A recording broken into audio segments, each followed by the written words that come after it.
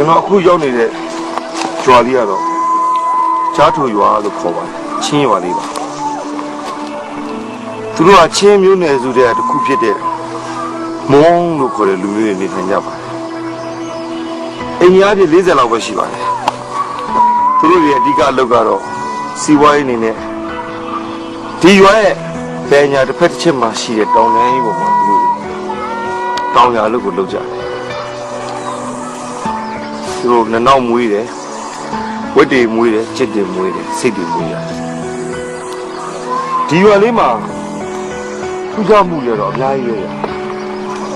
စိတ်ဝင်စားကြတယ်လည်းအများကြီးပဲအခုကျွန်တော်မြင်ပြနေရဒီတိုင်း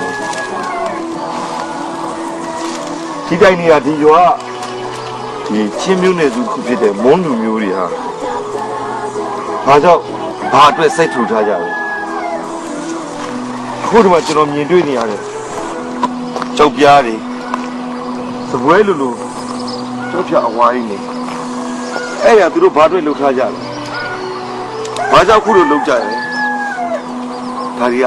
စိတ်ဝင်စားကြတယ်အဲ့ဒါတွေကိုကျွန်တော်လေ့လာပြီးတင်ပြပါ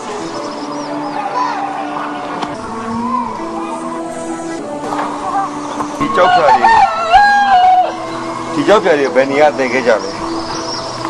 ပြီးတော့အခုလိုတိုင်လေးတွေစိုက်ပြီးတော့ဒီပေါ်တင်ပြီးတော့သူတို့ကဘာလုပ်ကြလဲဒီထဲမှာဘာတွေထည့်ကြလဲတော့ပြီးအခုမြင်တွေ့နေရတဲ့တိုင်လေးတပင်ရင်းမှာအခုလိုတချောင်းလေးတွေကိုလေးစိတ်စိတ်ပြီးတော့ချီနှောင်ပြီးထားတဲ့ဟာလေးအခုဒီမှာမြင်တွေ့ရတယ်သစ်သားတိုင်